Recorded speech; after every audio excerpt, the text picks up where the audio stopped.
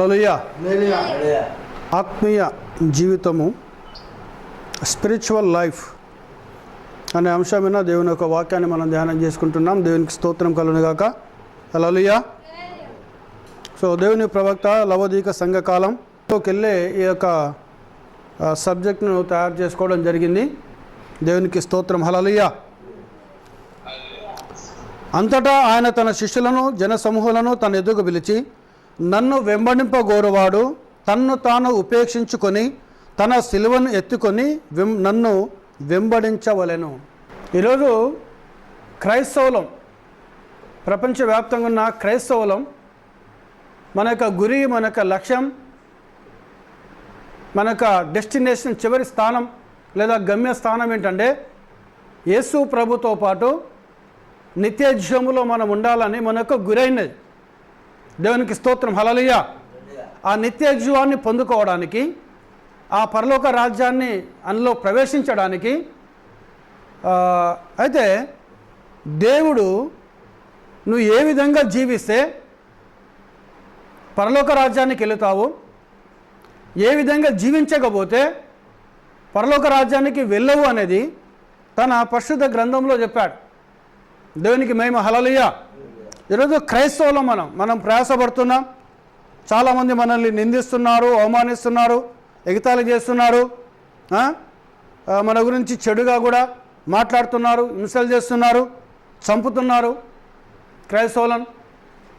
అయినా మనము దేనికి కూడా భయపడటం లేదు, దేనికి కూడా మనము జంకటం లేదు, మనము ధైర్యంగా ఉన్నాం. కారణం ఏంటనగా మన దేవుడు సజీవుడు. ఆయన మనం ఈ లోకంలో శాశ్వతంగా, మనం ఈ లోకం శాశ్వతం కాదు, మనకు కాదు, ప్రపంచంలో ఏ మానవునికి, ఏ జీవరాశికి, ఏ సృష్టిలో ఉన్న ఏ దానికి కూడా, తయారు చేయబడిన దేనికి కూడా శాశ్వతమైనది భూమి కాదు. అయితే మానవుడు వెళ్తే నరకముకి వెళ్ళాలి, లేదా పరలోక రాజ్యమైన వెళ్ళాలి.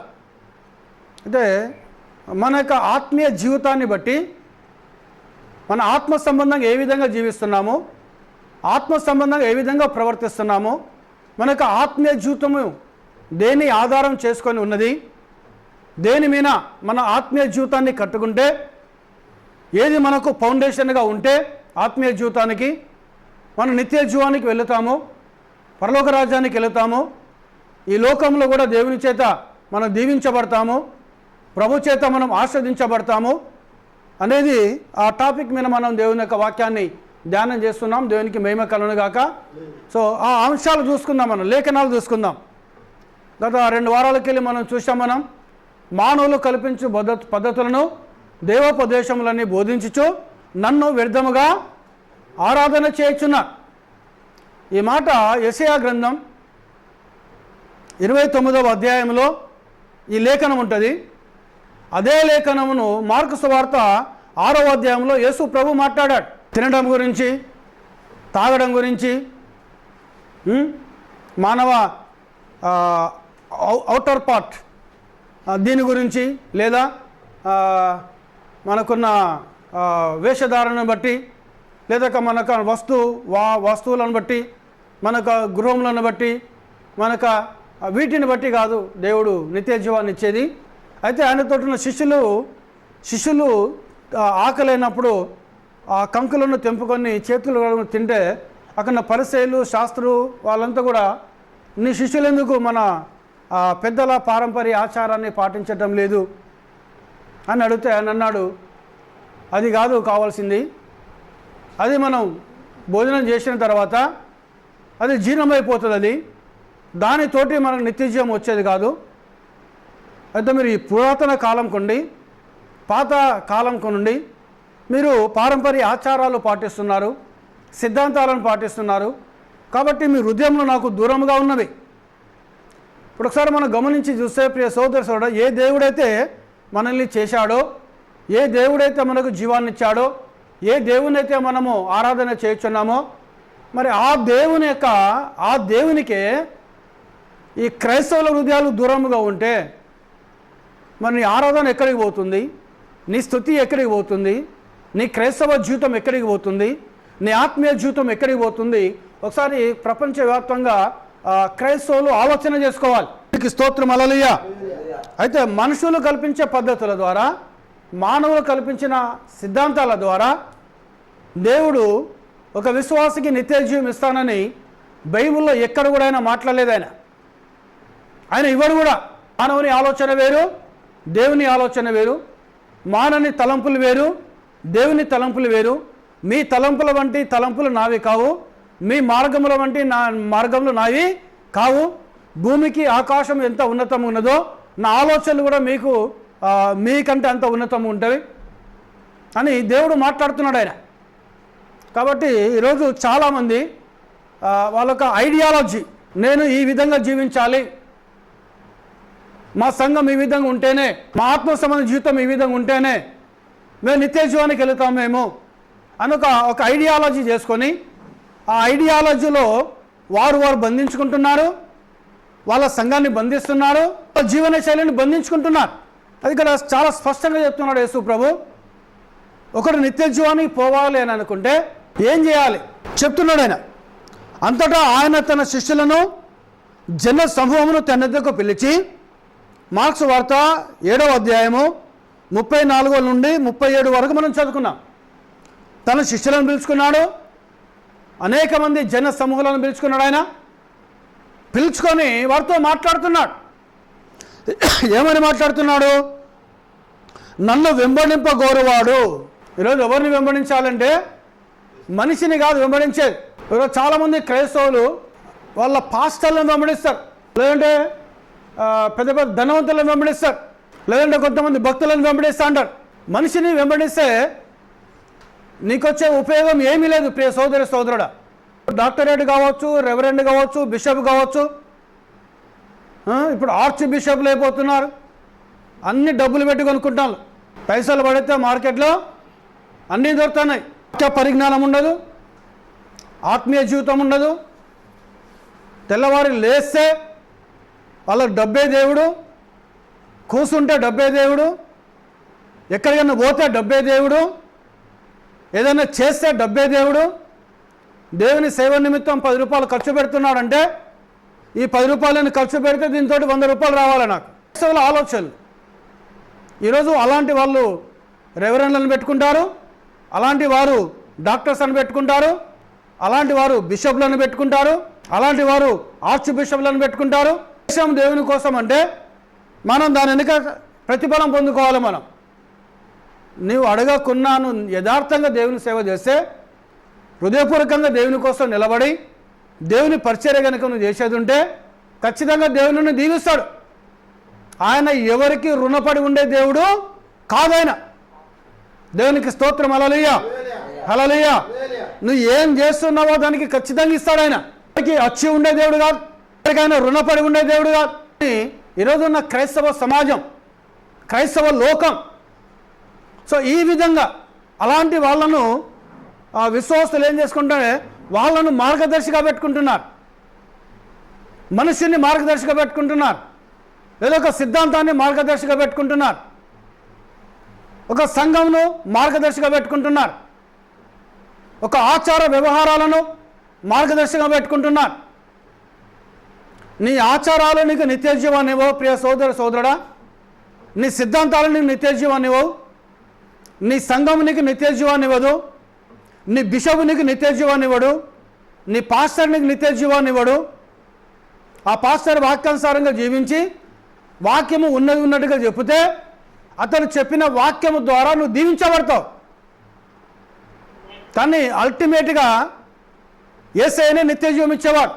దేవునికి స్తోత్రం. హల్లెలూయా. హల్లెలూయా. సో ఈరోజు చాలామంది ఇలాంటి ఐడియాలజీలో జీవిస్తున్నారు. ఇక దాన్ని పట్టుకునే మా సంఘం ఇలా చెప్తా ఉంది. ఆ సంఘంలోకి వెళ్ళి వాడు బయటికి రాడు, వాని కుటుంబం బయటికి రాదు. సంఘంలోకి వెళ్ళి ఆ సంఘం అనే హద్దులో ఉంటారు వారు. ఆ సంఘానికి సిద్ధాంతాలు ఉంటాయి, ఆ సిద్ధాంతం అనే హద్దుల్లో ఉంటారు వారు. కానీ అవన్నిటిని బద్దలు చేసుకొని బయటికి రావాలి. ఎక్కడికి రావాలి? దేవుని యొక్క వాక్యంలోకి రావాలి. హల్లెలూయా. హల్లెలూయా. ఈరోజు యేసు ప్రభు తను ఏర్పాటు చేసుకున్న 12 మంది శిష్యులు, అందులో ఒకడు దొంగ ఇస్కరియోతు యూదా, ఈ డబ్బు కోసం చూసే వాళ్ళంతా కూడా ఇస్కారియోతు యూదా స్పిరిట్స్ వాళ్ళే. అంటుంది ఇక్కడనే, ఒకడు నన్ను గోరువాడు తన్ను తాను ఉపేక్షించుకొని తన సిలువ ఎత్తుకొని నన్ను వెంబడించవలెను. హల్లెలూయా, హల్లెలూయా. నిన్ను నువ్వు ఉపేక్షించుకోవాలి. యేసయ్యను వెంబడించాలనంటే, నిత్య జీవానికి నువ్వు వెళ్ళాలనంటే ప్రియ సోదరి సోదరా ఏం చేయాలి? నిన్ను నీవు ఉపేక్షించుకోవాలి. ఉపేక్షించుకొని ఆయన సిలువనెత్తుకోవాలి. ఆయనను సిలువనెత్తుకొని ఆయనను వెంబడించాలి. అంటే ఇక నీ ప్రాణం మీద నీకు తీపి ఉండదు, నీ శరీరం మీద నీకు తీపి ఉండదు, నీకు నా వస్తువుల మీద ప్రేమ ఉండదు, ఈ యొక్క వస్తు సంబంధమైన విషయాల మీద నీకు ప్రేమ ఉండదు, నీకు దేవుని చిత్తంలో రావాలని అనుకుంటే అది వస్తుంది. అది దేవుని ఇవ్వాలనుకుంటే నీకు ఇస్తాడు. అది దేవుని దీవించాలనుకుంటే దీవిస్తాడు ఆయన. దేవుని ఆస్వాదించాలని ఆస్వాదిస్తాడు ఆయన. దేవుడితో కృప చూపించాలని ఆయన కృప చూపిస్తాడు ఆయన. ఆయన ఏదైతే నిర్ణయించాడో ముందు ప్రణాళిక చొప్పున, ముందు ఆలోచన చొప్పున, ఆయన ముందు జ్ఞానం చొప్పున ఏదైతే నిర్ణయించాడో అది ఖచ్చితంగా దేవునికి ఇస్తాడు. ప్రతి దానికి సమయం ఉందని బైబిల్ వాక్యం సెలవిస్తున్నది. నేను వెంబడించాలంటగా యేసు క్రీస్తుని వెంబడించాలి, మనిషిని కాదు వెంబడించాలి. అనగా నీ ఆత్మ జీవితాన్ని ఎక్కడ కట్టుకోవాలనగా యేసు క్రీస్తు ఏ వాక్యం అయితే చెప్పాడో, యేసు ప్రభు ఏ బోధతో బోధించాడో ఆ బోధ మీద నీ యొక్క ఆత్మ సంబంధమైన జీవితాన్ని కట్టుకోవాలను. దేవునికి స్తోత్రం, హల్లెలూయా.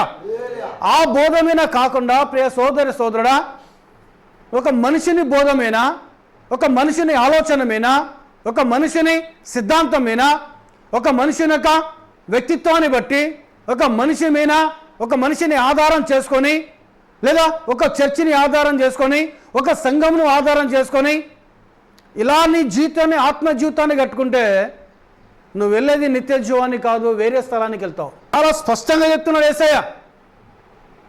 ఎవరైనా నన్ను వెంబడించాలి అని అనుకుంటే, ఏ పురుషుడైనా నన్ను వెంబడించాలనుకుంటే, ఏ సహోదరైనా నన్ను వెంబడించాలనుకుంటే, ఏ కుమారుడైనా నన్ను వెంబడించాలనుకుంటే, ఏ కుమార్తె నన్ను వెంబడించాలనుకుంటే, ఏ పిల్లలైనా నన్ను వెంబడించాలనుకుంటే తన్ను తాను ఉపేక్షించుకోవాలి. ఉపేక్షించగా నిన్ను నువ్వు ప్రేమించుకోవద్దును. ప్రవక్త బ్రదర్ బ్రాహ్మణం అంటాడు, సంఘము దాని స్థితి స్థానంలో గొర్రెల గురించి మాట్లాడతాడు. ఆయన కాపరి గురించి మాట్లాడతాడు, గొర్రెల గురించి మాట్లాడతాడు. ఏమంటాడంటే ఒక గొర్రె దానికి ఎలాంటి హక్కులు ఉండవు. ఎవరిని వెంబడిస్తుంది? గొర్రె కాపరిని వెంబడిస్తుంది. అందుకే ఈరోజు కాపరి ఎవరనగా మన ప్రధాన కాపరి ప్రభువైన యేసుక్రీస్తు అయినాడు. నేను గొర్రెలకు మంచి కాపరిని. దేవునికి స్తోత్రం, హల్లెలూయా. మంచి కాపరి తన గొర్రెల కొరకు ప్రాణం పెట్టును అన్నాడు. దేవునికి మహిమ, హల్లెలూయా, హల్లెలూయా. యేసుక్రీస్తు ఆయన మంచి కాపరైన, ఆయనను మించిన పాస్టర్ ఎవరు లేరు. యేసయ్యను మించిన పాస్టరు ఎవరు లేరు. ఆయన మంచి కాపరి, తన గొర్రెల కోసం ఆయన ప్రాణం పెట్టాడు. ఎందుకంటే ఆ గొర్రెలను ఆయన ప్రేమిస్తున్నాడు.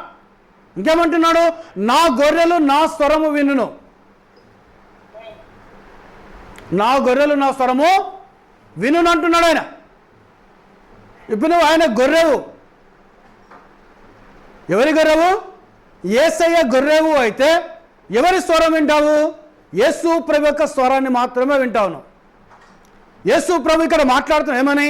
ఎవడైనా నన్ను వెంబడించాలి అని అనుకుంటే తన్ను తాను ఉపేక్షించుకొని తన సిలువను ఎత్తుకొని నన్ను వెంబడించాలి అంటున్నాడు ఆయన. ఆత్మ సంబంధమైన జీవితాన్ని, నీ ఆత్మ సంబంధమైన బ్రతుకును ఎక్కడ కట్టుకోమంటున్నాడు ఆయన? యేసయ్య మీద. పడిపోయిన వారం మనం చూసాం, ఆ బండ క్రీస్తే, వేయబడిన పునాది తప్ప మరి ఏ పునాది లేదు. అది అపోస్తులు ప్రవక్తలు వేసిన పునాది. ఆ పునాది ప్రభు అయిన యేసు క్రీస్తు అని బైబిల్ చెప్తున్నది. హల్లెలూయా, హల్లెలూయా. అందుకే ఈరోజు నీ యొక్క ఆత్మ సంబంధించిన జీవితాన్ని ప్రియ సోదరుడా, అపోస్తులు ఏ పునాది వేశారో, ప్రవక్తలు ఏ పునాది వేశారో ఆ పునాది మీద కట్టుకోవాలి. పునాది ఎవరు? యేసు క్రీస్తు అయినాడు. ఒక ఆయన పెద్ద బిల్డింగ్ కట్టాడు బైబిల్లో.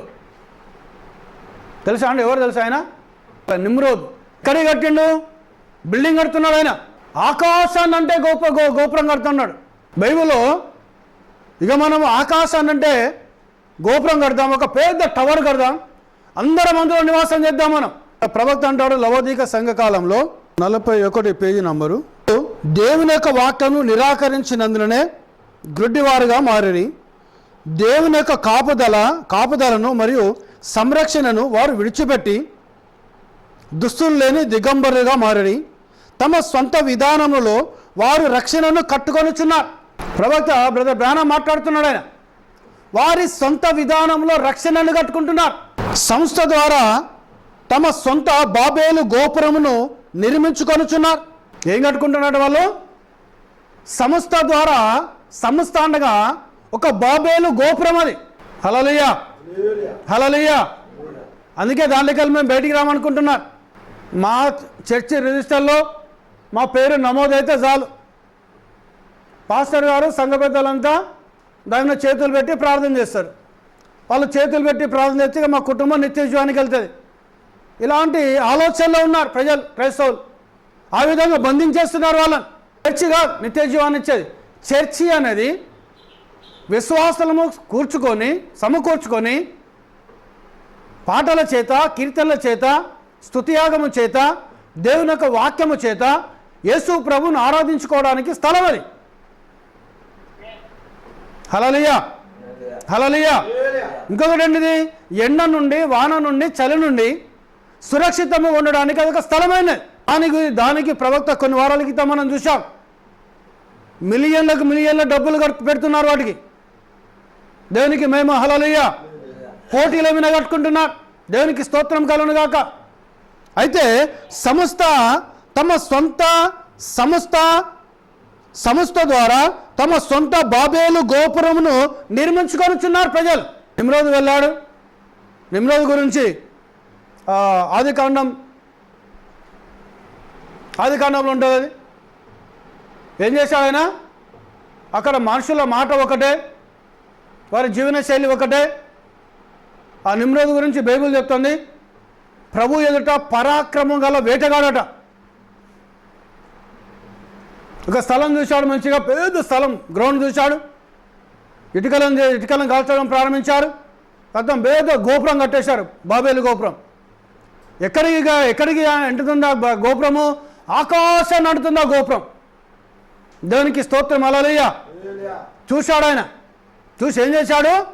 మనుషుల మాట ఒకటే, వారి జీవన శైలి ఒకటే, వారి మాటను తారుమారు చేద్దాం రమ్మని ఆయన దిగొచ్చాడు. తన దూతలను పట్టుకొచ్చాడు. ఆ బాబేలు గోపురాన్ని పడగొట్టేశాడు ఆయన. హల్లెలూయా. చూడండి, ఒక సంస్థను కడుతున్నాడు నిమ్రోదు. ఆదికాండం 10వ అధ్యాయము 8వ లేఖనం, 10వ అధ్యాయం 8వ లేఖనం. కూషు నిమ్రోదును కనెను, అతడు భూమి మీద పరాక్రమశాలి ఉండుటకు ఆరంభించెను. అతడు యెహోవా ఎదుట పరాక్రమ గల వేటగాడు. కాబట్టి యెహోవా ఎదుట పరాక్రమ గల వేటగాడైన నిమ్రోదు వలె అను లోకోక్తి కలదు. షినారు దేశంలోని బాబేలు, ఎరేకు, అక్కాదు, కల్నే అను పట్టణములు అతని రాజ్యమునకు మొదలు. నిమ్రోదు గురించి లోకోక్తి కలదు. అతని 3 రాజ్యములు ఉన్నాయి.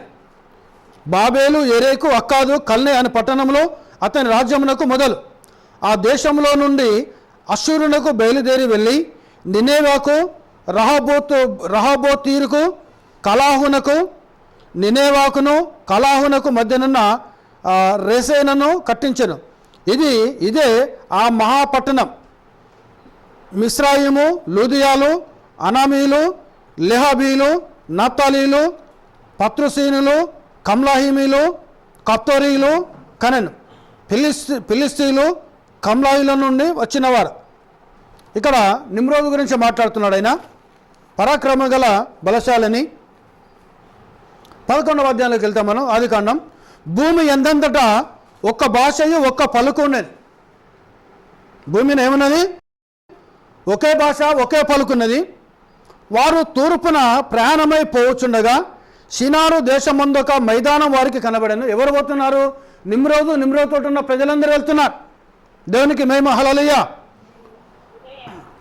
అక్కడ వారు మైదానం ముందు వారు కనబడను. అక్కడ వారు నివసించి మనము ఇటుకలు చేసి బాగుగా కాల్చుదాము రెండని ఒకరితో ఒకడు మాట్లాడుకుని రాళ్లకు ప్రతిగా ఇటుకలను అడుసుకు ప్రతిగా మట్టి కీలును వారికుండెను. మరియు వారు మనము భూమి ఎందంతటా చెదిరిపోకుండా ఒక పట్టణమును ఆకాశమునంట శిఖరము గల ఒక గోపురము కట్టుకొని పేరు సంపాదించుకుందాము రండని మాట్లాడుకొనగా, ఎవరి ఆలోచన అది? నిమ్రోదు యొక్క ఆలోచన. దేవునికి స్తోత్రం, హల్లెలూయా. దేవునామానికి మహిమ కలుగును గాక. భూమి మీద ఒకటే భాష ఉన్నది, ఒకే మాట మాట్లాడుకుంటున్నారు వాళ్ళంతా కూడా. మళ్ళీ ఇంకొకటి ఏంటి? నిమ్రోదు ఏంటిది? పరాక్రమ గల వేటగాడు, దేవుని ఎదుటనే చాలా బలవంతుడైన నిమ్రోద్. అయితే ఏం చేసి ఒక ఆలోచన వచ్చేసింది. ఆలోచన వచ్చి రాళ్లకు ప్రతిగా ఇటుకలను చేసుకుందాం, మట్టికి పట్టిగా కీలును అడుసుకు ప్రతిగా మట్టి కీలు చేసుకుందాం, ఆకాశమునంటే ఒక గోపురం కడదాం. మనం భూమిని చెదిరిపోకున్నట్లుగా మనం ఆలోచన చాలా మంచిగా ఉంటుంది. ఆలోచన అది చాలా ఉన్నతమైన ఆలోచన ఆ రోజుల్లో అది. కానీ ఆ ఆలోచన దేవునికి ఇష్టమై ఉండాలి. అందుకే ప్రవక్త అంటాడు, మనకొచ్చే ఆలోచనలు కావచ్చు, మనకొచ్చే ఉద్దేశములు కావచ్చు, మనకొచ్చే తలంపులు కావచ్చు, ఆ వాటిని దేవుని యొక్క వాక్యముతో మనం సరిపోల్చుకోవాలి. దేవునికి స్తోత్రం, హల్లెలూయా. మన ఆలోచన దేవుని వాక్యానికి అనుకూలంగా ఉందా? మన ఉద్దేశము దేవుని వాక్యానికి అనుకూలంగా ఉందా? మనకు తలంపులు దేవుని వాక్యానికి అనుకూలంగా ఉన్నాయా? ఒకవేళ లేవంటే వాటిని మార్చుకోవాలి. ఆయన అందరి సమకూర్చేశాడు. మనం భూమిని అటు ఇటు చెదిరిపోతూ మనకు ఒకటే భాష ఉంది. ఆకాశం నుండే ఒక గోపురాన్ని మనం కట్టుకొని మంచి పేరు సంపాదించుకుందామని నిమ్రోద్ అనుకున్నాడు. అనుకున్న తర్వాత ఇది ఎవరికి వెళ్ళింది? ఎవరి దగ్గరికి వెళ్ళింది ఇది? యెహోవా నరుల కుమారులు కట్టిన పట్టణమును గోపురమును చూడ దిగి వచ్చాను. కట్టినలాట వాళ్ళు ఆల్రెడీ నరుల కుమారులు కట్టిన పట్టణాన్ని కట్టేశాడు, గోపురం కూడా కట్టేశాడు. అది ఎలా ఉందో చూనికి దిగి వచ్చాడు ఆయన. దేవునికి స్తోత్రం, హల్లెలూయా. దిగొచ్చాడు. దిగి వచ్చి అప్పుడు యెహోవా, ఇదిగో జనము ఒకటే, వారందరికీ భాష ఒకటే, వారు ఈ పని ఆరంభించున్నారు. ఇక మీదట వారు చేయదలిచిన ఏ పనిని చేయకుండా వారికి ఆటంకమేమీ ఉండదు. కనుక మనము దిగిపోయి వారిలో ఒకని మాట ఒకనికి తెలియకుండా అక్కడ వారి భాషను తారుమారు చేయదాము రండని అనుకున్నాను. అలాగూ యెహోవా అక్కడ నుండి భూమి ఎందంతట వారిని చెదరగొట్టను గనుక వారు ఆ పట్టణమును కట్టుట మానిరి, దానికి బాబేలు అను పేరు పెట్టిరి. ఎందుకనగా అక్కడ యెహోవా భూజనులందరి భాషలను తారుమారు చేశాను. అక్కడ నుండి యెహోవా భూమి ఎందంతట వారిని చెదరగొట్టెను. ఎవరికి గొప్ప పేరు రావాలి? నిమ్రోదుకు రావాలి. పేరు సంపాదించుకుందాం. దేవునికి స్తోత్రం, హల్లెలూయా. అందుకే ఇక్కడ ప్రవక్త ఏమంటున్నాడు లవోదిక సంఘంలో, తమ సొంత విధానములో వారు రక్షణను కట్టుకొనుచున్నారు, సంస్థ ద్వారా తమ సొంత బాబేలు గోపురమును నిర్మించుకొనుచున్నారు. వారు ఎంతో చక్కగాను అందముగాను వస్త్రములు ధరించుకొనున్నట్లు వారి సొంత కళ్ళకు కనబడుచున్నారు. క్రైస్తవులు సొంత విధానంలో రక్షణ సంపాదించుకోవడానికి ప్రయత్నం చేస్తున్నారు. సొంత విధానంలో సంస్థను కట్టుకుంటున్నారు. ఆ సంస్థ గురించి ప్రవక్త అంటున్నాడు, అది బాబేలు గోపురం లాంటిది. దేవునికి స్తోత్రం, హల్లెలూయా, హల్లెలూయా. అక్కడ ఫస్ట్ బాబేలు ఎవరు తయారు చేశారు? నిమ్రోదు. సో అక్కడికి వెళ్ళి స్టార్ట్ అయింది ఇదంతా. బాగా తెలివైన వాడు, బాగా జ్ఞానం గలవాడు, పరాక్రమం గలవాడు. దేవునికి స్తోత్రం, హల్లెలూయా.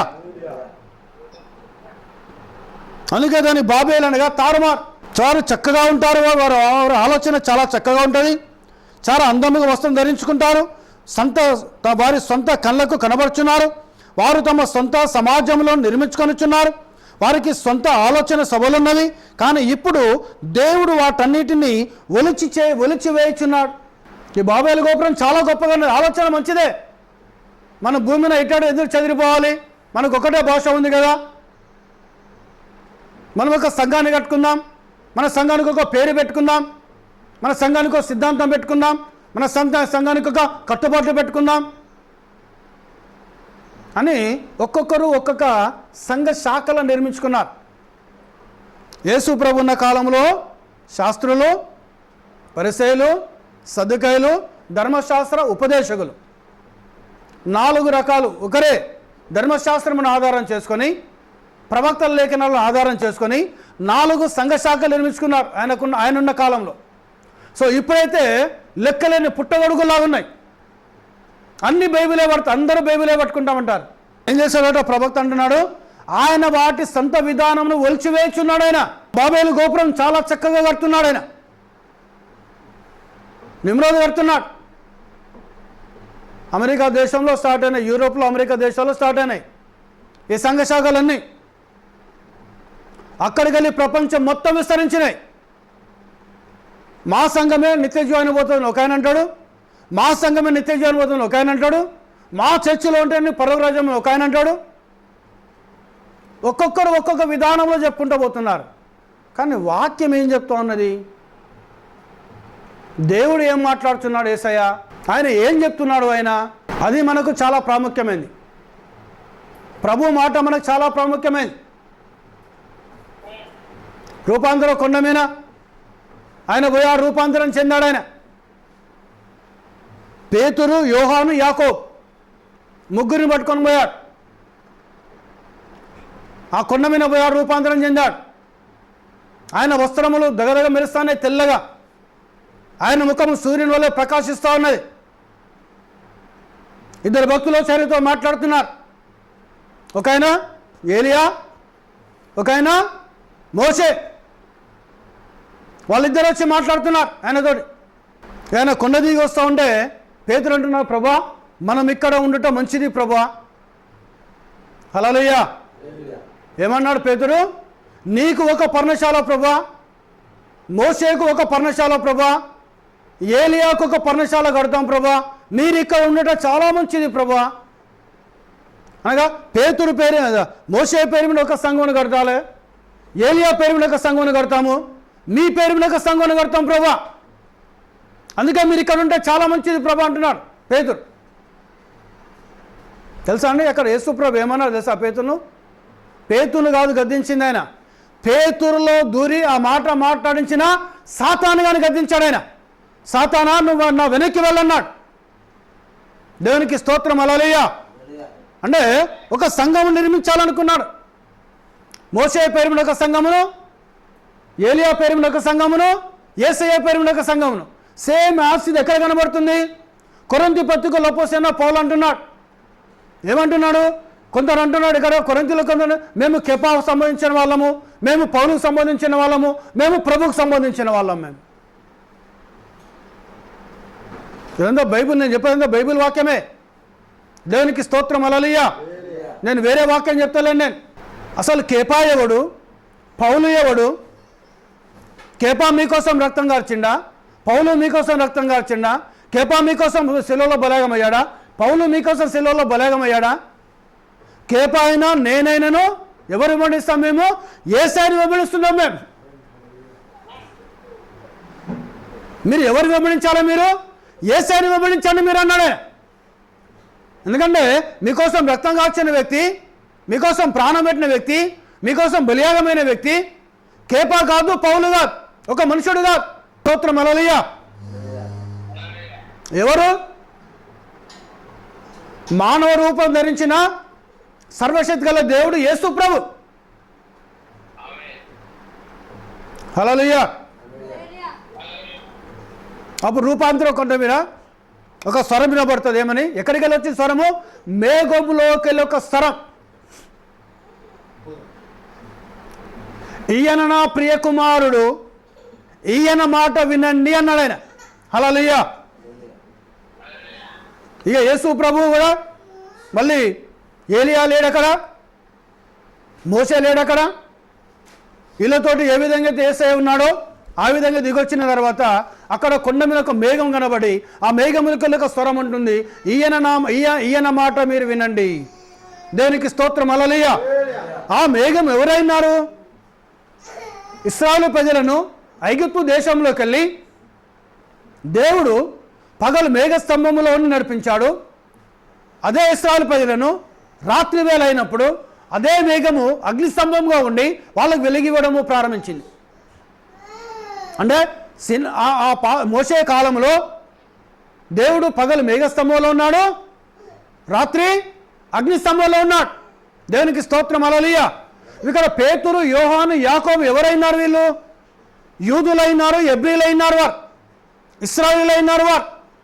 వారు దేన్ని బట్టి నమ్ముతున్నారు? వారు ఆ మేఘమును చూసి నమ్ముతున్నారు వారు. హల్లెలూయా. కానీ కొన్ని వారాల క్రితం మనం వెళ్ళి చూసాం, లోతుగా స్టడీ చేసి చూస్తే ఏం కనబడుతుంది? ఆ మేఘము ఎవరో కాదు, ఆ మేఘము ప్రభు అయిన యేసు క్రీస్తు అయినాడు ఆయన. హల్లెలూయా, హల్లెలూయా. అంటే చూడండి, ఇక్కడ పేతురు ఏ విధంగా ఆలోచన వచ్చిందో అదే ఆలోచన ఈరోజు క్రైస్తవులలో వచ్చేసి ఒక్కొక్కరు ఒక మత శాఖను కట్టుకున్నారు. దానికి ఒక సిద్ధాంతాలను పెట్టుకున్నారు, దానికి కొన్ని కట్టుబాట్లను పెట్టుకున్నారు.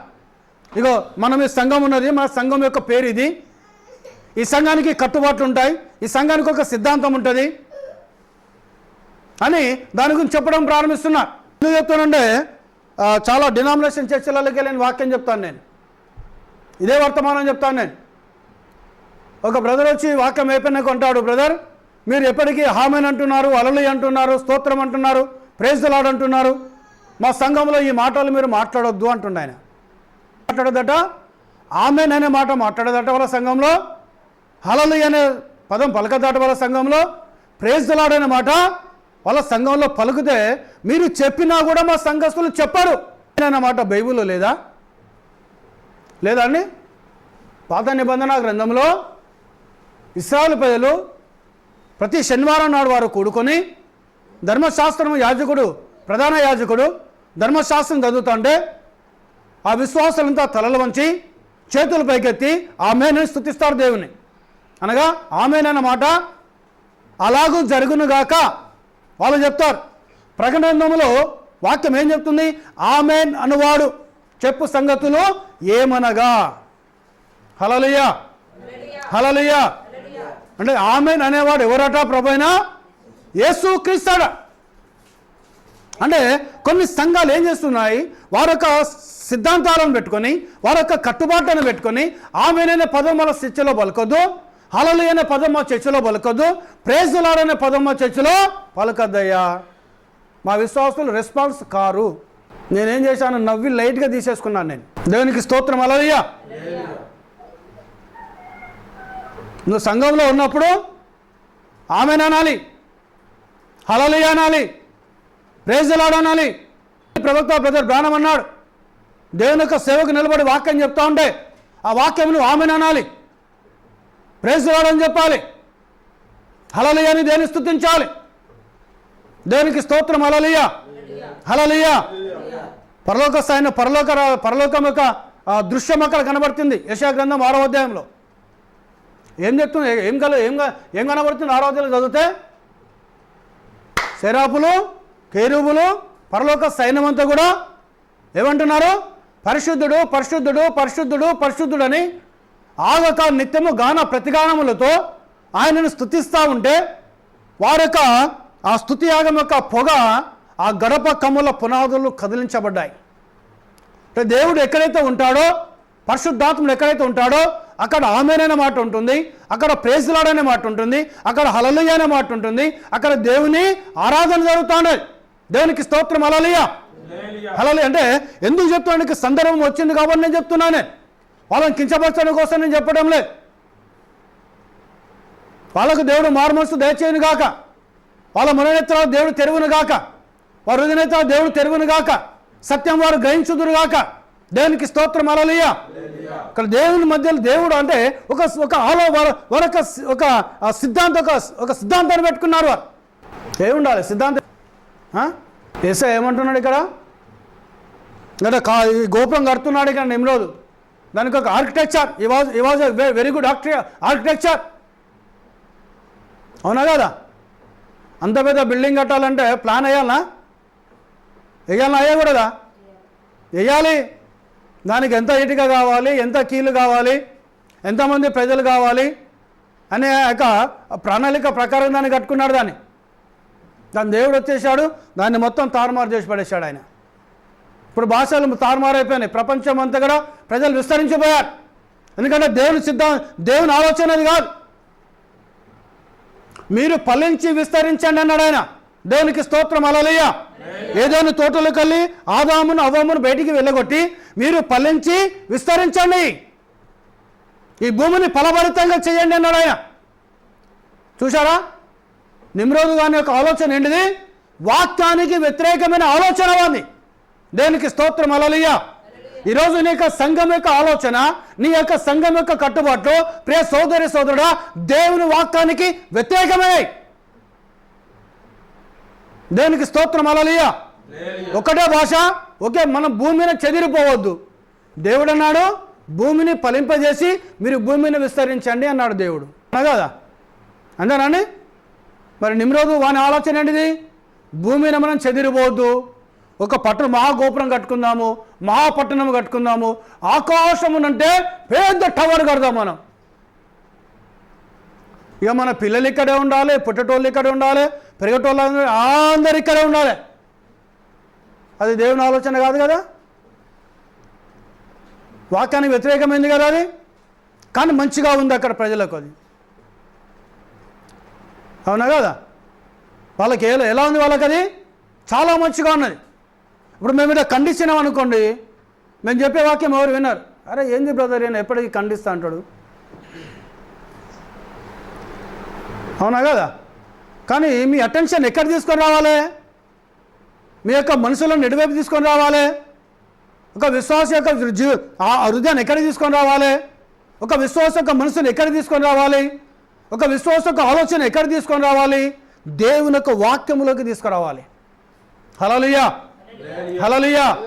ఎందుకంటే నీ ఆలోచన వాక్యంలో ఉండాలి, నీ ఉద్దేశము వాక్యములో ఉండాలి, నీ కట్టుబాటు వాక్యంలో ఉండాలి, నీ సిద్ధాంతం కూడా వాక్యంలో ఉండాలి. హల్లెలూయా, హల్లెలూయా. దేవునికి మహిమ కలుగును గాక. వాక్యమే ప్రధానమై ఉండాలి మా క్రైస్తవునికి, వాక్యమే లక్ష్యమై ఉండాలి క్రైస్తవునికి. నీకు సాధ్యం కాకపోతే ప్రయత్నం చేయి ప్రియ సోదరి సోదరుడా. నీకు సాధ్యం కాకపోవచ్చు నీకు, కానీ కనీసం ప్రయత్నం చేయి. మానవ ప్రయత్నంగా నువ్వు ప్రార్థన చేసి ప్రయత్నం చేయి, దేవుడు సాయం చేస్తాడు నీకైనా. నువ్వు చర్చిని పట్టుకొని వెళ్ళాడినావు అనుకో, మా పాస్టర్ గారు డాక్టరేట్ అండి, మాస్టర్ అండి బైబిల్లో. ఎవడు మాస్టర్ లేడు భూమిన. ఎవడైనా ఉన్నాడు ఆ భూమిన మాస్టర్ అంటాడు? ఒక్కడే మాస్టర్ అయిన ప్రభు అయిన యేసు క్రీస్తు అయినాడు ఆయన. Hallelujah, hallelujah. Still is the master. ఇప్పటికైనా మాస్టరే యేసయ్య, ఆయన వెంబడించును. అందుకే ప్రవక్త ఏం మాట్లాడుతున్నాడు? వాటిని ఒలిచివేస్తున్నాడు, అందుకే వారు దిగంబరులుగా ఉన్నారు దేవుని దృష్టిలో. ఈ సంస్థలు వారిని క్రీస్తు విరోధి కూటములోనికి తప్ప మరెక్కడికి నడిపించడం లేదు. ఈ సంస్థలు ఎక్కడ తీసుకుపోతున్నాయట? క్రీస్తు విరోధి యొక్క కూటములోకి తీసుకుపోతున్నాయి మిమ్మల్ని. క్రీస్తు విరోధి ఎవడండి? సాతాను గాడు. హల్లెలూయా, హల్లెలూయా.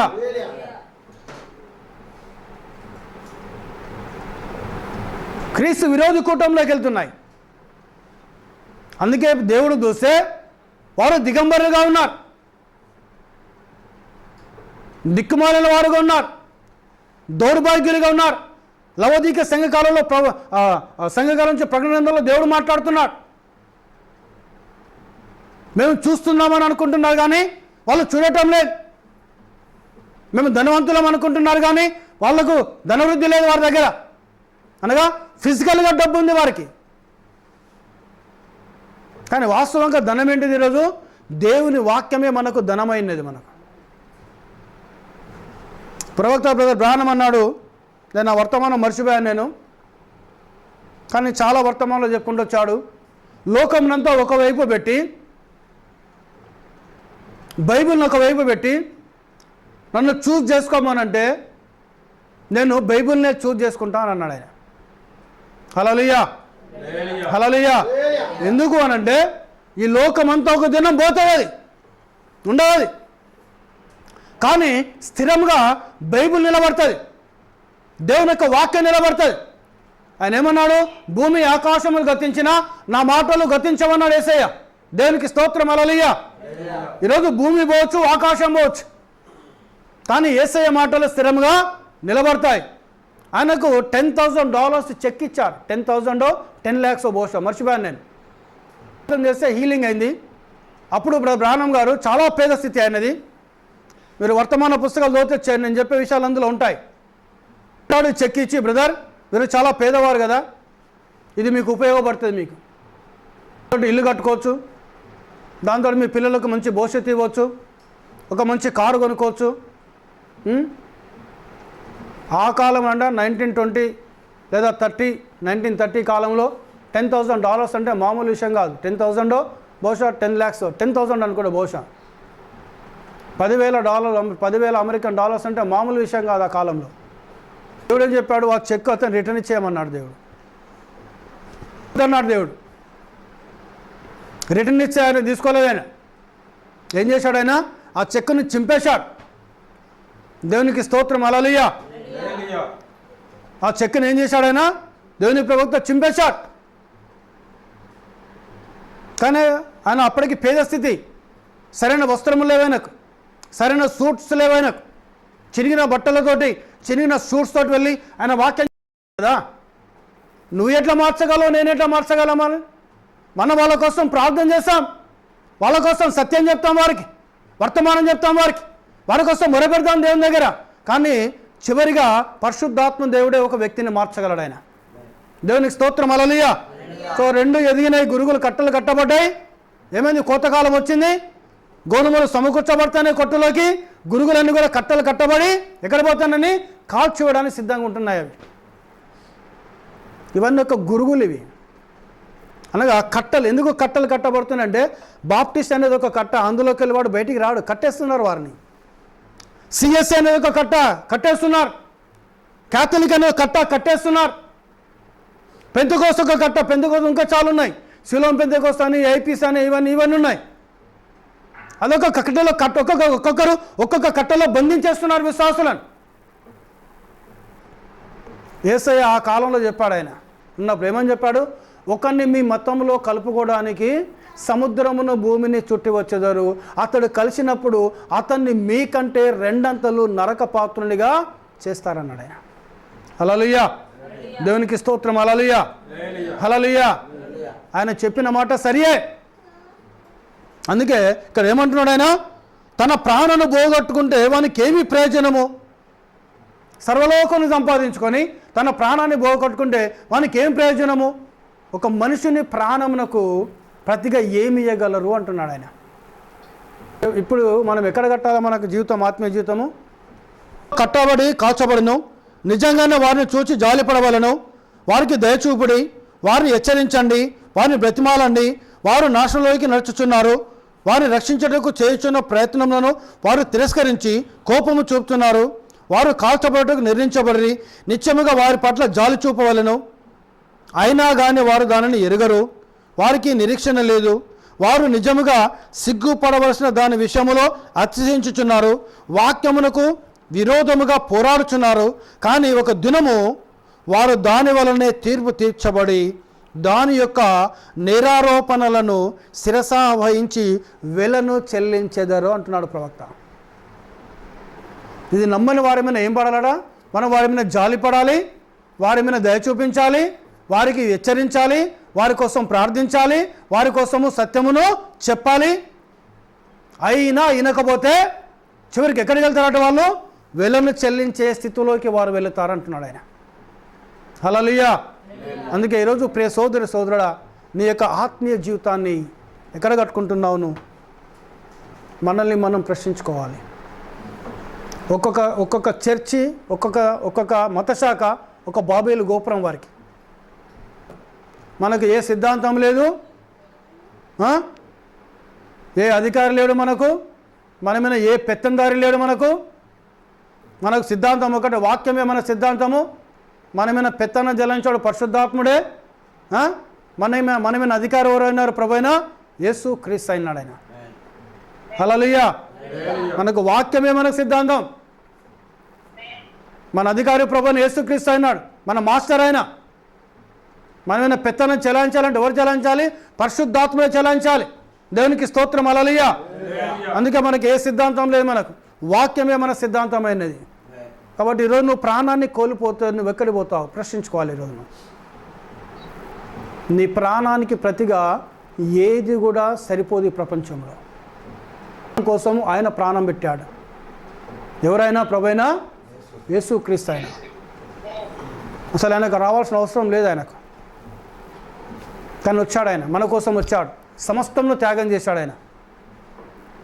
ఆయన వచ్చి ఒక ఆయన చూశాడు, ప్రభా నువ్వు ఎక్కడ పడుకుంటావు, నేను ఎక్కడ ఉంటా అంటే, నక్కలకు బొరియలు ఉన్నాయి, ఆకాశ పక్షులకు గూళ్ళు ఉన్నాయి, కానీ మనిషి కుమారుడు తలవాల్చుకోవడానికి స్థలము లేదన్నాడు. ఈరోజు ఎక్కడైనా తలవాల్చుకుంటాడు ఆయన? మన హృదయంలో. ఆయన తలవాల్చుకునే స్థలం ఎక్కడండి? మన హృదయంలో. దేవునికి స్తోత్రం హల్లెలూయా. ఆయన వాక్యం ద్వారా మనలో నివాసం చేయాలి. దేవునికి మహిమ కలుగును గాక. ఈరోజు నీ యొక్క ఆత్మ సంబంధమైన జీవితాన్ని ప్రవక్తలు అపోస్తులు వేసిన పునాది ప్రభువైన యేసుక్రీస్తు మీద కట్టుకుంటే నువ్వు నిత్య జీవంలో ఉంటావు. దేవుడు నిన్ను దీవించును గాక. ఆ దేవుడు ప్రభువైన యేసుక్రీస్తు అయినాడు. ఈ వాక్యంలో దేవుడు దీవించును గాక. ప్రార్థన చేసుకుందాం.